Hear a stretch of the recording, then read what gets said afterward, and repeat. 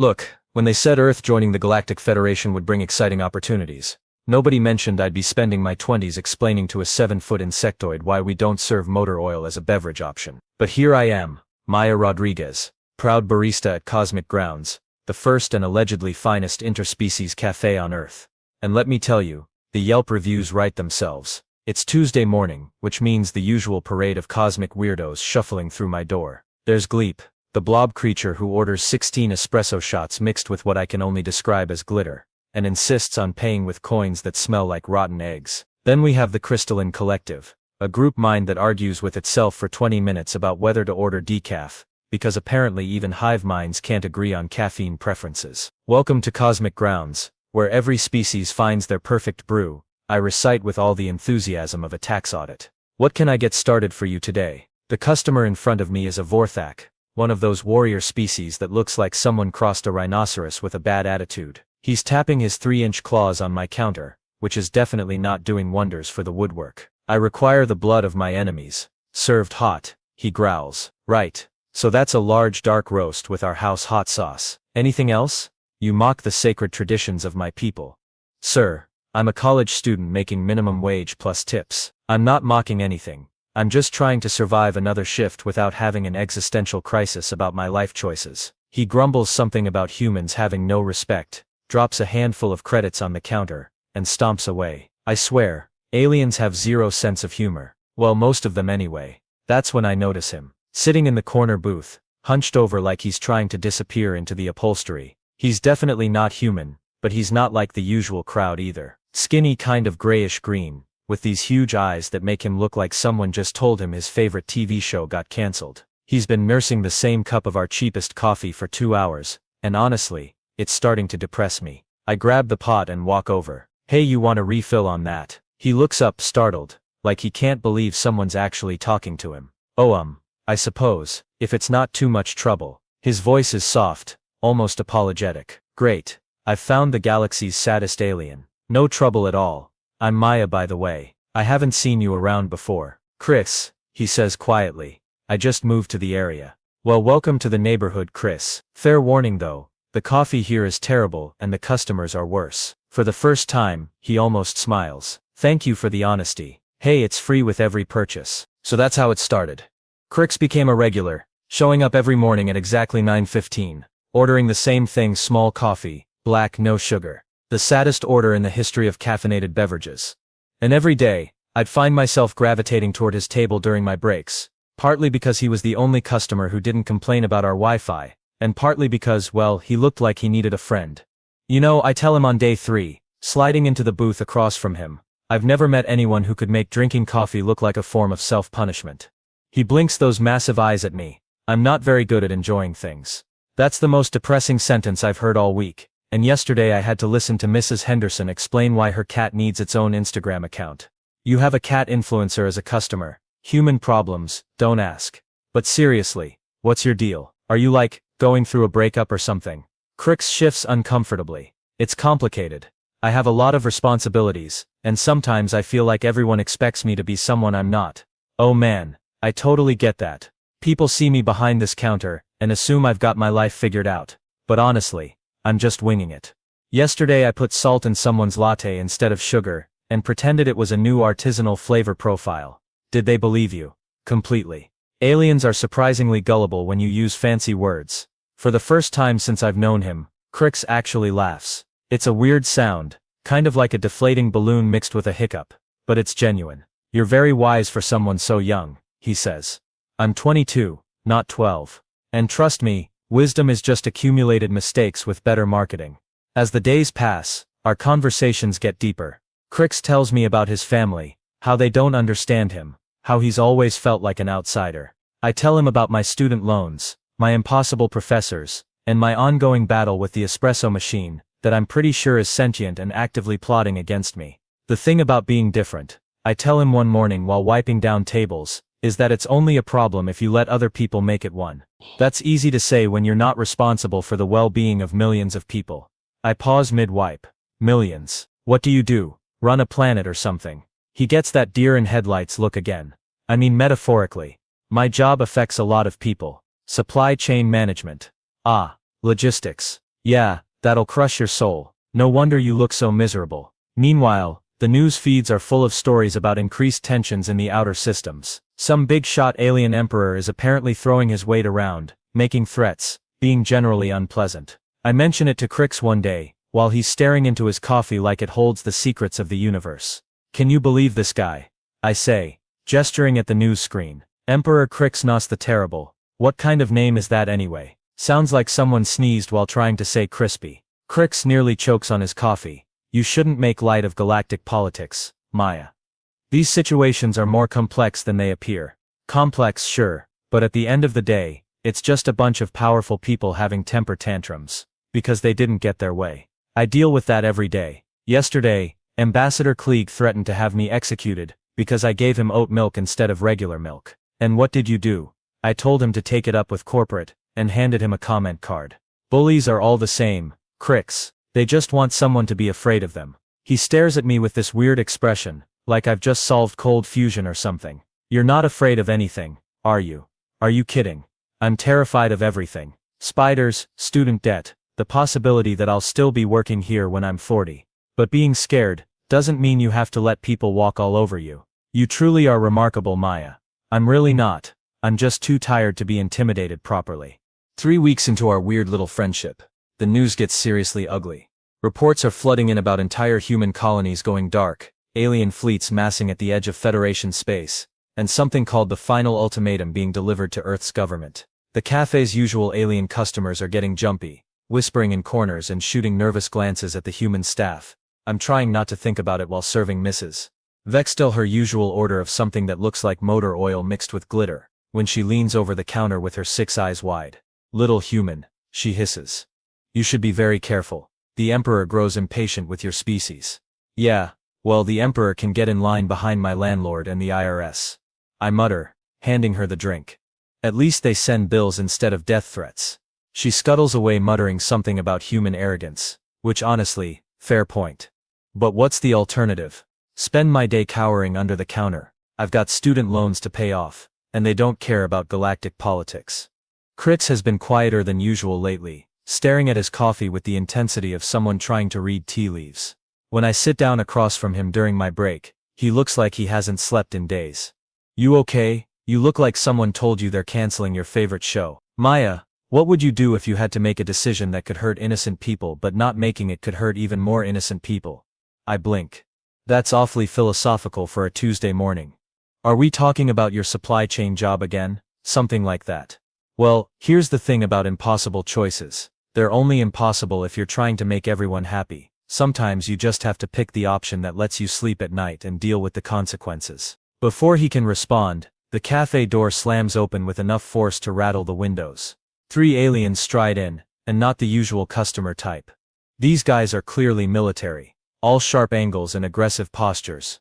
The leader, some kind of reptilian species with too many teeth, scans the room before his eyes lock on me. Human, he barks, pointing a clawed finger in my direction. We require information about your planet's defensive capabilities. The cafe goes dead silent. Even the background music seems to hold its breath.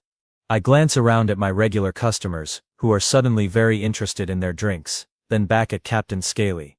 Sir, this is a coffee shop. The most dangerous thing we have here is the espresso machine, and that's only dangerous to my sanity. Do not mock us, primitive creature. Your species has been marked for judgment. Compliance will ensure a swift end. And that's when something in my brain just snaps.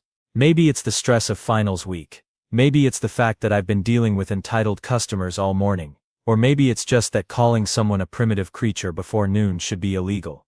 Okay, first of all, rude. Second, if you're looking for Earth's military secrets, you might want to try the Pentagon instead of a place that can't even keep its Wi-Fi working. And third, what kind of galactic conquest starts with intimidating baristas?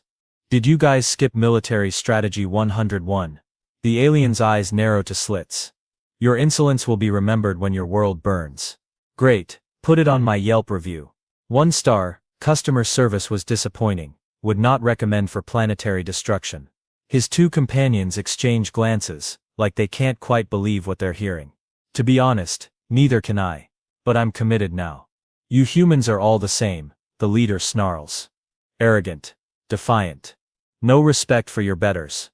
Betters. Buddy, you just walked into my workplace, made zero effort to place an order, and started making threats. That's not superiority, that's just bad manners. They storm out, promising that I'll regret my words when the fleets arrive. Through the window, I watch them climb into some kind of hover transport and speed away. The cafe stays quiet for another moment, before the chatter gradually resumes. I notice Kritz is still sitting in his corner booth, but something's different about his posture. He's sitting straighter, and there's an expression on his face I've never seen before. Maya, he calls softly. I walk over, still shaking a little from the adrenaline. Yeah, that was either very brave or very foolish. Probably both. But hey, at least I won't have to wonder what I'd do in a crisis situation anymore. He stares at me for a long moment.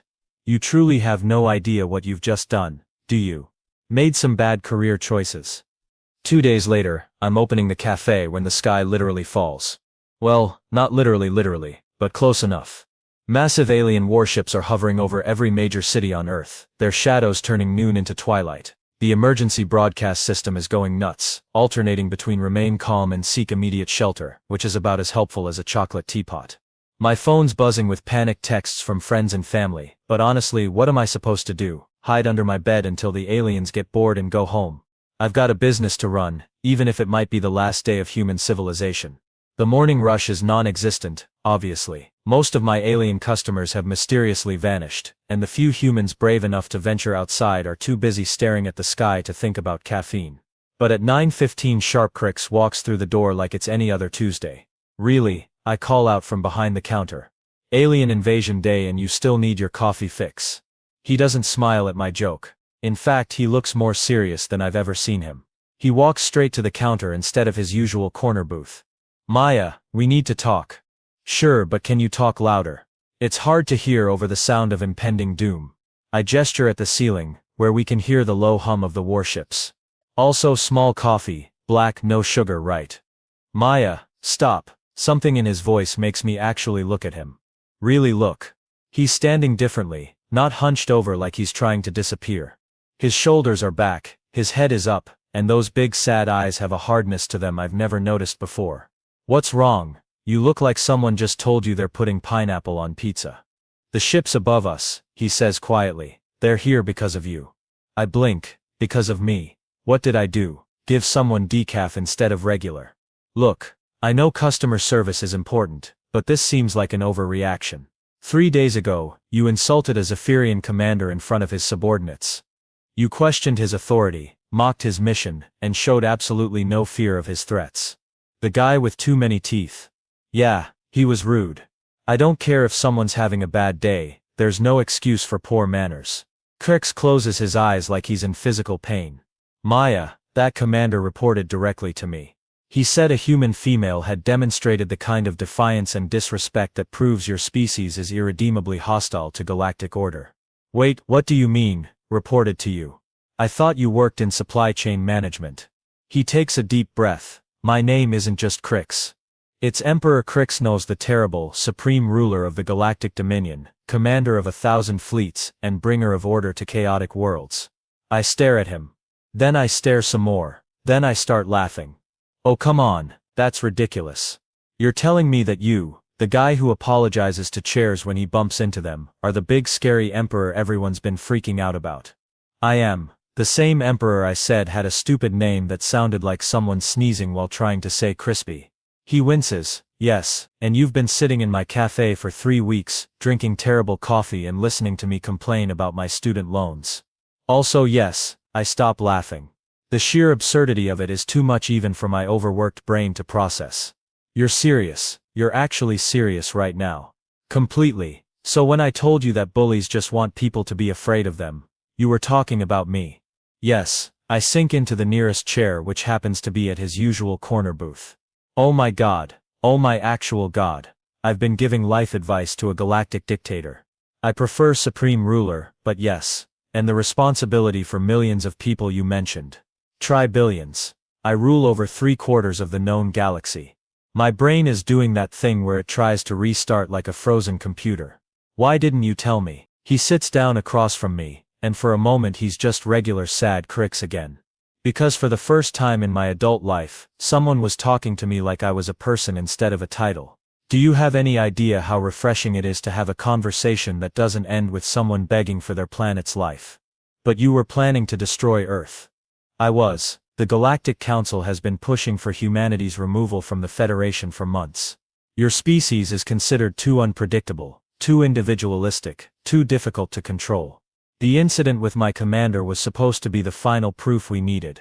Supposed to be. He looks out the window at the warships casting their shadows over the city. Maya, I've conquered 47 star systems. I've ended 3 interplanetary wars and brought peace to regions that had been fighting for centuries. I am, by any objective measure, very good at my job.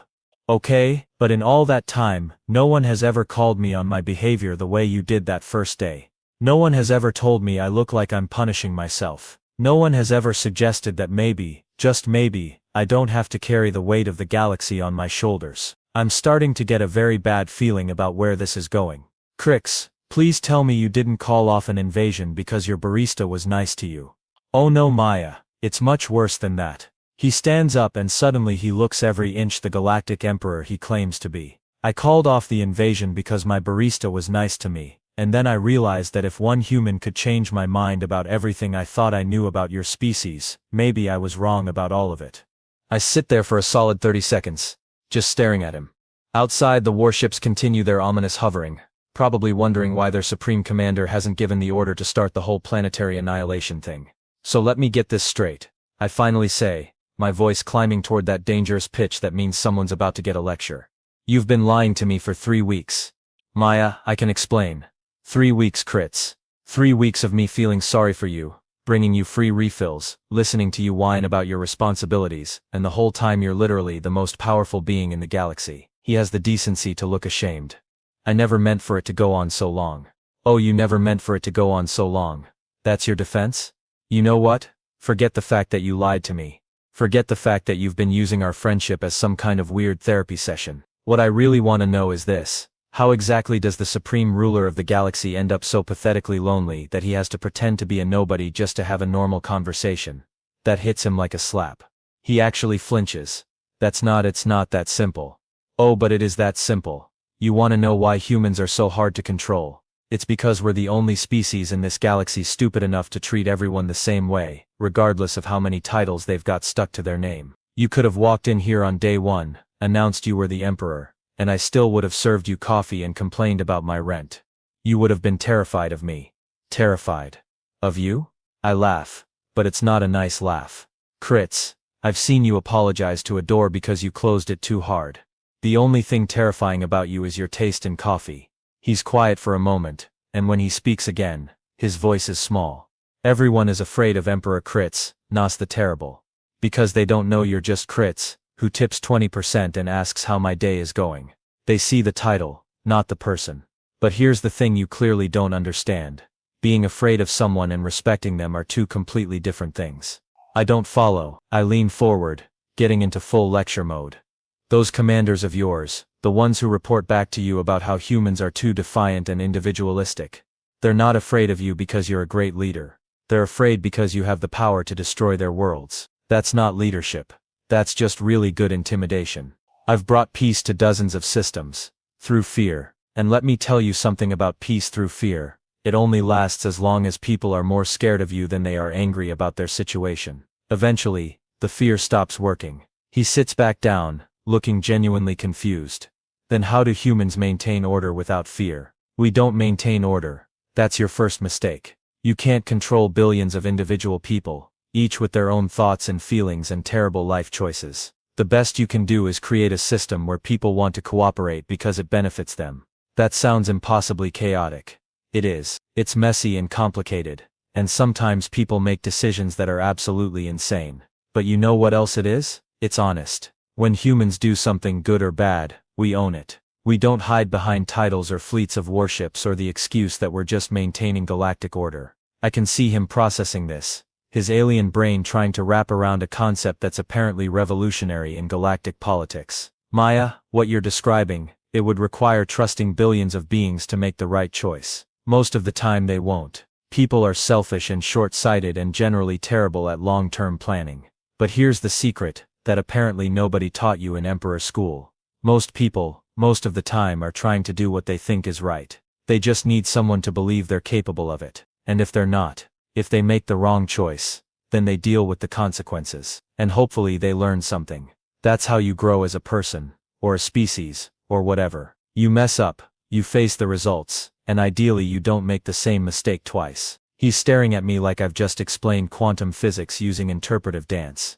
That's the most terrifying and beautiful thing I've ever heard, he says quietly.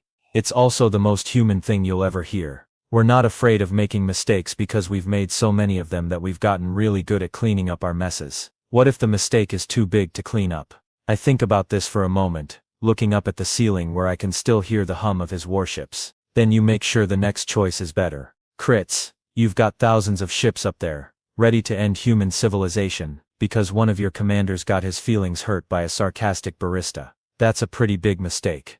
It is, but you realized it was a mistake. That's the important part. And now you get to choose what comes next. The Galactic Council will never accept this. They'll say I've gone soft, that humanity has corrupted my judgment. Have we? He considers this seriously. Yes, completely. I came here planning to oversee the systematic destruction of your planet. And instead, I've spent 3 weeks learning that loneliness is worse than failure, and that sometimes the best advice comes from someone who doesn't know they're giving it. Sounds about right. So what are you going to do about it? I don't know. In my entire reign, I've never defied the Council's direct orders. Well, there's a first time for everything. Besides, you're the Emperor. Isn't the whole point of being in charge that you get to make the big decisions? Theoretically, yes. Then make one, right now. Are you going to be Emperor Krits Nas the Terrible, who destroys planets because someone was rude to his employee? Or are you going to be Krits, who learned that maybe there's a better way to do things? He stands up again, but this time he looks different. Not like the sad hunched figure who's been haunting my corner booth, and not like the intimidating galactic ruler either. He looks like someone who's finally figured out who he wants to be. Maya? Yeah, thank you. For treating me like a person instead of a title. Thank you for not vaporizing my planet. I haven't made that decision yet. I raise an eyebrow. Krits. Right. Thank you for helping me realize I don't want to vaporize your planet. Much better. Krix walks to the window and stares up at his fleet for a long moment. I can practically see the gears turning in his alien brain as he weighs the decision that will determine whether I spend tomorrow serving coffee or being a footnote in the history of extinct species. You know, he says finally, I think I'm about to make the Galactic Council very, very angry. Good. From what I've heard, they sound like they could use some shaking up. He pulls out what looks like a communicator device, all glowing buttons and alien script. Fleet command. This is Emperor Crixnos. I can hear the response even from across the room. A chorus of voices speaking in rapid, excited alien languages. Yes, I know you're waiting for orders. Here they are. Stand down. All ships return to base. The invasion is cancelled. The communicator explodes with what I can only assume are very confused and very concerned alien voices. Because I said so. That's why. And before anyone asks, no, I have not been compromised, mind-controlled or replaced by a shape-shifting human. I have simply realized that our intelligence about this species was fundamentally flawed. More alien chatter, getting increasingly frantic. What do you mean? What should we tell the Council? Tell them the truth. Tell them that Emperor Crixnos the Terrible has determined that humanity poses no threat to galactic stability, and that any commander who disagrees is welcome to discuss the matter with me personally. The voices on the other end go very quiet very quickly. Good. Fleet command out. He turns back to me, looking oddly relieved. Well, that's done. I just committed the single most expensive act of disobedience in galactic history. How expensive are we talking? The fuel costs alone for moving that many ships. Let's just say some accountant on the Imperial homeworld is going to have a very bad day. I watch through the window as the massive warships begin to lift away from Earth, their shadows retreating as they climb back into space. It's like watching storm clouds clear after a hurricane that never quite made landfall. So what happens now? I ask. Now I go back to being the most powerful being in the galaxy. Except with a completely different philosophy about how to use that power. I suspect it's going to be very complicated. And the Galactic Council, they'll adapt. They always do. The alternative is finding a new emperor, and frankly, I don't think they're prepared for that kind of paperwork. I laugh despite everything. You're probably right. Bureaucracy is the same everywhere, apparently. Maya, I need you to understand something. What happened here today, this conversation, it's going to change everything. The way the Dominion interacts with other species, the way we approach conflict resolution, the way I think about leadership itself. That's a lot of pressure to put on one coffee shop conversation. The best revolutions start in the most unlikely places. He heads toward the door, then stops and turns back. Will you be here tomorrow? Same time. I blink. Are you asking if we can still be friends after you almost destroyed my entire species? I'm asking if you'll still be my friend after I didn't destroy your entire species. Crix, you just committed interstellar treason to save 8 billion people you've never met, because you didn't want to disappoint your barista. I think that officially makes you the weirdest friend I've ever had. Is that a yes? That's a yes.